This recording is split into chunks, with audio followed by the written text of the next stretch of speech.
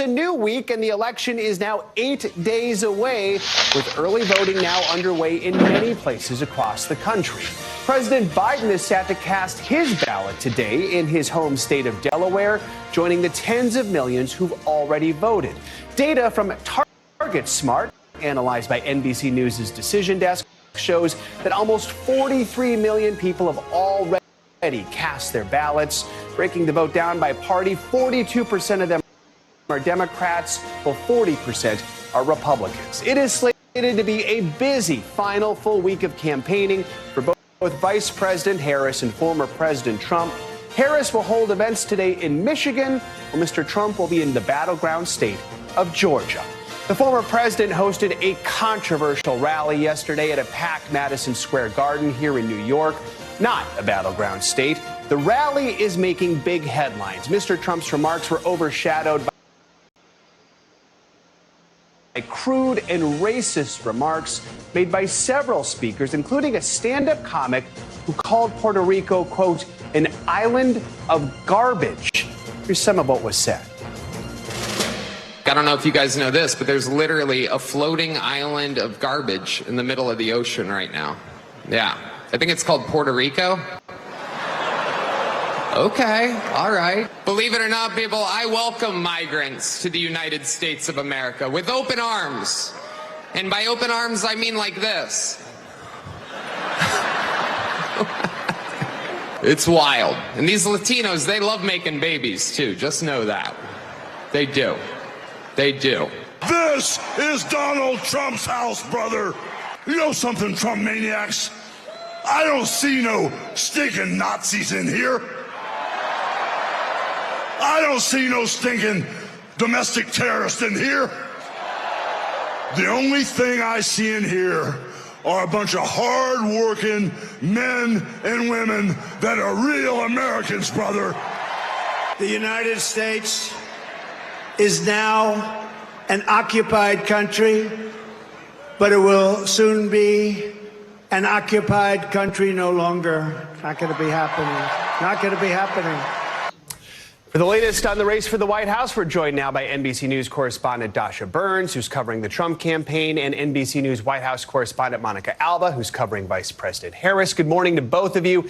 Dasha, let's begin with you in that Trump rally at Madison Square Garden. We just played some of the controversial comments that were made throughout the day and evening at that rally. Explain to us the Trump campaign's decision to host an event with just over a week to go in a city that overwhelmingly votes Democratic. And just what more you can tell us about these speakers, their questionable remarks, and how the former president's campaign is responding. So first of all, Joe, to that comedian, the Trump campaign almost immediately tried to distance themselves, saying in a statement that this joke does not reflect the Trump campaign's values. Wasn't specific about which joke exactly they are talking about, but plenty of Republicans also posted their own statements saying that they love Puerto Rico, that they disavow those comments. But, you know, this is kind of typical at a Trump rally where some of the speakers earlier in the day, in the pre-program, will say pretty outlandish, controversial, and offensive things. This is just a much bigger platform. And that was the whole point of this rally. I mean, the former president is a native New Yorker. He's always dreamed of packing in the garden, and that's what he did. But of course, that also means that it elevates some of those pre-program speakers and some of those offensive comments. Now, the former president himself actually mostly stuck to the script, his closing message being the economy and immigration. Of course, his rhetoric also escalatory when it comes to particularly that topic of immigration. You played some of those comments. He did also lean in to his past controversial comments talking about the enemy from within. And he repeated the line that is the sort of big picture closing message for the campaign, which is that Harris broke it and he will fix it, Joe. Monica, let's bring you in to talk about the Harris campaign. She spent yesterday with supporters in Philadelphia and also unveiled a policy plan aimed at helping Puerto Rico. Was that done as a response to those remarks we just heard from the Trump rally, or was it already planned? And just in this pivotal weekend, what was her message to her base and to the undecided voters out there? Yeah, the timing was pretty significant here, Joe, because actually the vice president rolled that out hours before those comments were made, and she had spent time visiting a Puerto Rican restaurant and had put out a video about her policies and what she would do for the Puerto Rican community, of which there is a large one and a notable one in Pennsylvania in particular, and that's where she spent all of her day yesterday, going from different local events and going to church and really trying to hammer out her closing message. And absolutely, you've heard now from the campaign and from a lot of the top surrogates and people like Puerto Rican superstar Bad Bunny, who has 45 million followers on Instagram, posting those comments that the vice president had put out about her own plan to try to put the attention in terms of her pitch to Puerto Ricans there, as opposed to those offensive comments made at the Trump rally, the Harris campaign said. But here's a little bit more of her overall closing message, which we're going to see every day for sure for the next 8. Listen. We have an opportunity before us to turn the page on the fear and the divisiveness that have characterized our politics for a decade because of Donald Trump. We have the ability to turn the page on that same old tired playbook because we are exhausted with it. There is too much on the line, and we must not wake up the day after the election and have any regrets about what we could have done. So in this final stretch, there is definitely a big emphasis on what Donald Trump has said, what he's done, and you're really going to see that in stark display tomorrow when the vice president speaks at the Ellipse near the White House, the site, of course, of where Donald Trump spoke on January 6th before the Capitol riot. Joe. Yeah, so we've recapped the weekend. Let's talk about what's ahead this week. Dasha, first with you. Former President Trump slated to hold campaign events in several battleground states, places that will likely determine the election. What can you tell us about his week ahead? Yeah, he's blitzing pretty much all the battlegrounds, Joe. He'll be in Pennsylvania, of course, Georgia today, Wisconsin, Nevada, New Mexico.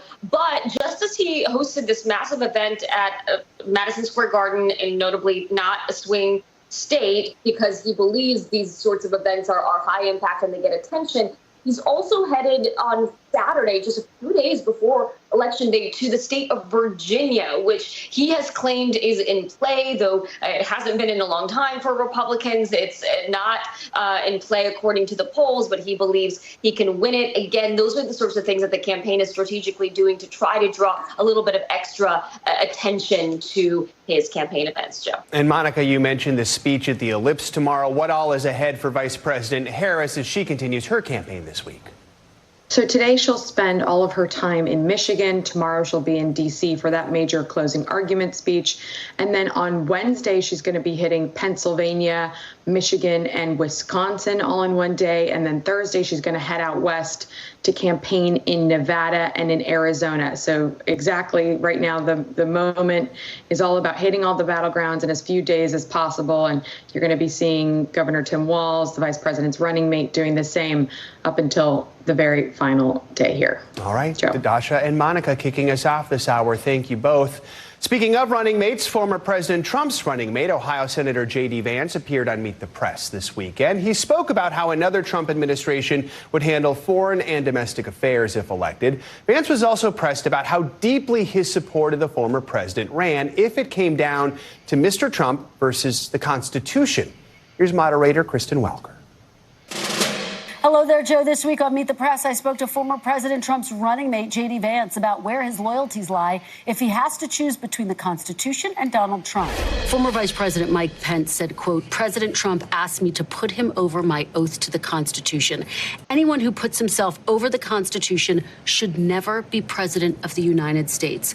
Will your loyalty, Senator, be to the Constitution or to Donald Trump? Well, of course, my loyalty is to the American people and to the United States Constitution. But I think the best way to accomplish that loyalty, Kristen, is to get back to a president who delivered the fastest rising take-home pay in a generation, 1.5% inflation, and a secure southern border. I don't think there's inconsistency between loyalty to the Constitution and support for Donald Trump. That's why I'm out there trying to persuade my fellow Americans that Donald Trump's presidency worked for them, and I'd like us to get back back to those smart Just policies. to put a very fine point on this, Mike Pence says Trump asked him to put Trump over the Constitution. If you find yourself in a similar position one day, will your loyalty be to the Constitution or to Donald J. Trump? I just said my loyalty, Kristen, is to the Constitution. You can see my full interview and a lot more at MeetThePress.com. You can also get more Meet the Press here on NBC News Now every weekday at 4 p.m. All right, Kristen, thank you so much. So if this election is like 2020, then more than 155 million people will vote in the race for president. And yet the entire race will likely come down to the ballots of about 200,000 voters across 7 battleground states. That's where the candidates are dedicating most of their time ahead of next week's election. So you might be wondering, how does such a big decision come down to such a small group? NBC News Capitol Hill correspondent Julie Sirkin explains.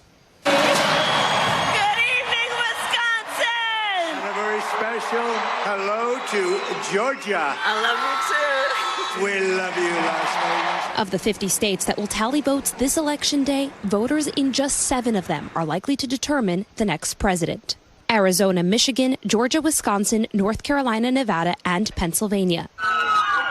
And if you live in one of these so-called battlegrounds, you are at the center of the political universe. Kamala Harris failed. Trump is not fit to be president again. With a lot of political power. Too many ads. I think we ought to put a limit on that. I hear it every day, 24/7. So why does a national race come down to just a handful of states? To answer that, we need to understand the Electoral College.